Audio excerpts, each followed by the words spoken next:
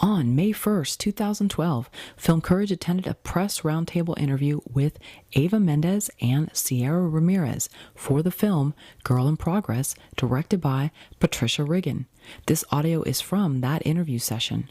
For more information on Girl in Progress, please visit girlinprogressmovie.com. So we have two girls in progress here. So, Hi. How are you? Fine, how are you?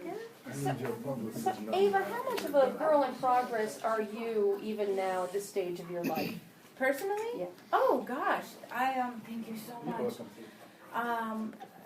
I actually always, I often refer myself, to as a work in progress. So it's funny that this should be the title of the film, because I'm always taking the odd class, anything to kind of, grow, anything that I can get into that any area, whether it be a singing class or whether it be, I just took a bunch of, I took a course in Thai massage. I know it sounds so funny, but I've always wanted to, I enjoy giving massages, and my mother, it's funny we should talk about mom, but my mom always had, she has terrible neck problems and back problems. So I grew up kind of massaging her. So I feel like she trained me well, and then there's something there. So I took a course in Thai massage, and I gotta say, I've been told I'm pretty good. So are you a certified masseuse now? Well, not in the States, I'm not certified, but overseas I am. Yeah, it's harder to get certified here in the How States. challenging was your own transition from girl to woman? Did you have a rough time of it, or was it easy? Yeah, I think I had I think the years, between 7th grade and, maybe my junior, senior year in high school were pretty difficult, because I was really, I was on a mission. I wanted to be my own independent person, and I'm so close, and especially back then I was so close to my family and so closely tied to them and their beliefs, that I really wanted to divorce myself from them and figure out who I was independent of them. So that was my mission, and that was rocky. It was really rocky. What did you see in this role, both of you? Mm-hmm. Could you each tell when you read the script, what was it that really pulled you in? It made you think, "Oh, that's good." What drew me into this character was definitely the transition that she goes through from all the way from good girl to bad girl. She goes through everything in between, and I thought that was really fun, because you don't come across many roles like that. And the fact that through all of it, over everything, it was all just for the love of her mother. I think that was really important, and it didn't matter who she hurt. Yeah. Let her answer that. Finish. I was attracted to the fact that, the character was such a mess of a woman, such a disaster of a mother, but really, truly trying her best. So I wanted to play a really, flawed, real human being, and I knew within the first few pages of the script that she was that. I know I raised my hand. You're so cute. I know, it's like back to class. Back to school days. So I'm a single mom myself. I'm a journalist, but I'm also a single mom of a college kid now. Thank God. He's in Baltimore. Yeah, but I don't know. It really struck a chord for me, because I feel sometimes I was out trying my best to work and survive, and so I cried almost throughout the whole movie. Really? Yeah. So I'm thinking that's going to happen to some audiences, especially when it really triggers the thing. I'm about to cry now. It's very emotional, and so I don't know. I mean, I really give you. It's more not a question, but just commending you both and the whole. Yeah, because I think it really brings out the emotions to real people out there. Thank you so much. Well, you also made Grace a very likable character, even though Really? she was You flawed. think so? You wanted to root for her. Really? Oh, that's cool, because I think she's just awful. Really? Yeah, I do. I mean, I love that she's, a work in progress, and I love that she's trying her best, and she somewhat finds her way. But yeah, I just think, wow. It's hard for me to divorce myself too, though, from the character at this point and be objective. But because I see her and I'm just like, stop blowing smoke in your kid's face. What are you doing? Well, Stuff like that. How could she shun the gorgeous Eugenio Derbez for Matthew Modine? Come on. Right there, that speaks to the caliber of woman she's not. Depending on who you talk to, that's the beauty of it all. Sierra, what did you make of Ansiedad's plan? Not just what's in the plan. Hi. But hi. How are you? I didn't see you back there. Oh, I get to sit in the corner today. You time out? That's it. Exactly. I had to wear the hat. But about her plan, about not just what's in it, but also how she goes about it in that very organized way. Is that what you're like? I mean, would you put that poster up on the wall and have that whole battle plan started out? I'm not as intelligent as her, like in that sense, that I would never think about mapping out a whole coming of age story. I couldn't just bring it down to a couple, I need to experience this, I need to experience that. I just kind of ride the wave of growing up, and I'm not in any rush to grow up. So that's kind of how I differ from her. You said Just saying. How old are you? I'm 17. She just turned 17. Sarah, your character models her plan on pop culture, things that she's seen. Both of you are in the pop culture, and there's that role model quality that comes with that. How do you feel? How do you wear that mantle for young girls that want to look up to you and sometimes model their behavior after yours? I've never been looked to, I think, as a role model, or at least this far in my career. But I don't know. I don't know how I feel about that, because I don't think I'm in any position to teach someone or guide someone to grow up. Because I'm still learning myself, and I don't think anyone should. I don't know. It's a hard question. One. Yeah, It's it is. a tough one. And especially because Get used to it. It's a tough one. People have asked me, do you think that the type of roles that you take on are gonna, reflect on people and their idea of you being a role model? And I think that, any role that I like the message. I really like stories with messages and making people aware of certain things, no matter what. Like I'm in a series. I booked a series regular role as The Secret Life of an American Teenager, and I play a 16. I'm actually 15 and pregnant. So it's something that not many people would approve of, but it's something that is a big problem here, and it's common. So I think it's great to spread awareness.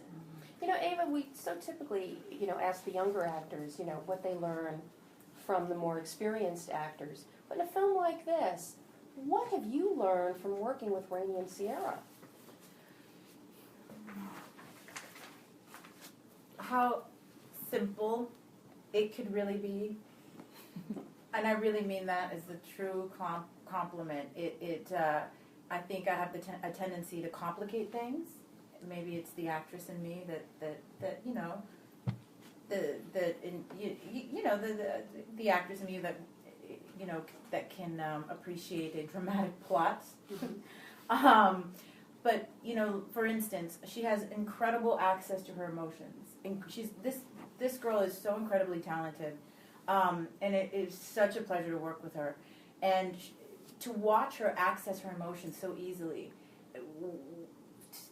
It was incredible to watch. And I remember one day we were trying to there was this emotional scene, the scene on the bus, and my director really wanted me in tears, and I was like, I don't know, I'm not feeling them. Maybe the character doesn't want to cry. You have those kind of moments of like, so I started kind of like forcing emotion out, and that's never fun. But I did, and I looked to her, and anytime the camera would even be on me, not even on her, and she would be crying, her tears would be flowing. There was no effort though. It wasn't anything. It just she allowed it to happen.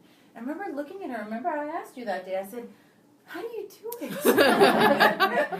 It's her first movie, but I asked her, how do you do it? And she says, I just think of what my character's going through, and I feel so sad for her. And I was like, duh. Come on, Mendes, get it together. And so, again, the simplicity of that, just the simple kind of like going back to the basics. It was great to just kind of go back to the basics and be like, right.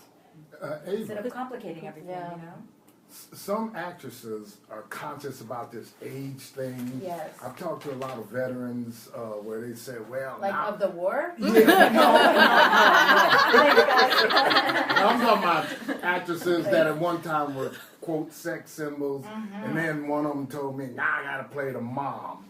Well, when you get these kind of roles Yes. where that you can't be the sexy one in the movie, but you're the mom, what's your take on that?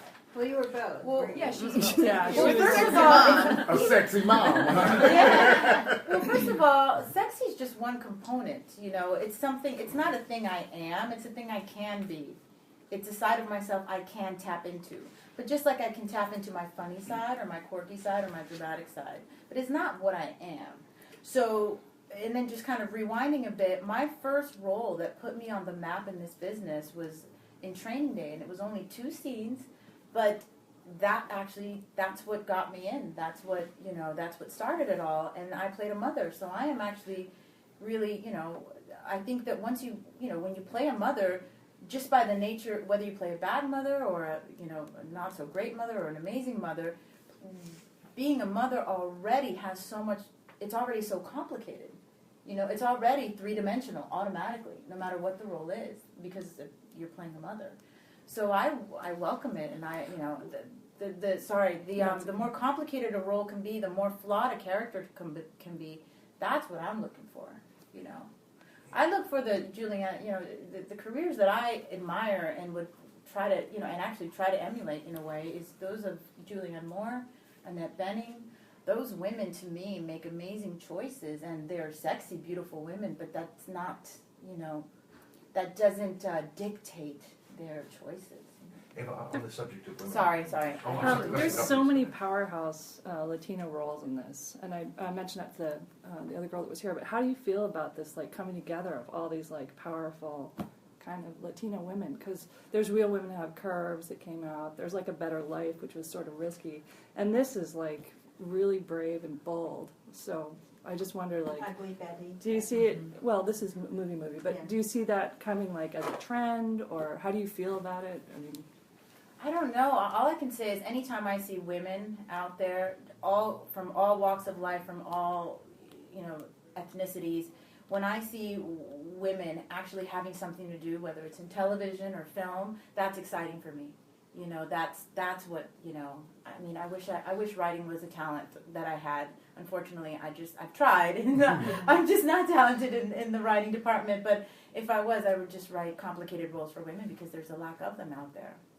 She has this epiphany. Sorry. You went to. See, can you tell it was class monitor? I'm really I'm so embarrassed. Okay. No, you went to Sierra Leone last year on the Yes, subject I of women. did. Talk a bit about that, why that was an important trip for you, and also there was a documentary. Yes, I went to Sierra Leone last year, about 6 months ago, and it was actually based on this book called Half the Sky that Nick Kristof wrote with his wife, Cheryl. We're doing a PBS documentary 4-part series titled, with the same title called Half the Sky. And my portion is the Sierra Leone portion. And I went to Sierra Leone to meet this amazing local woman by the name of Ami, who started this organization called the Rainbow Center that helps girls that are victims of rape. Because basically 10 years ago the Civil War ended there. So people have, no longer burn each other's villages, no longer shoot one another, but the rapes have continued, and especially a huge percentage of these young women that are raped are under 12. So we went there to shed some light, and that'll be coming out in October, I believe. But that was a big eye opener for me.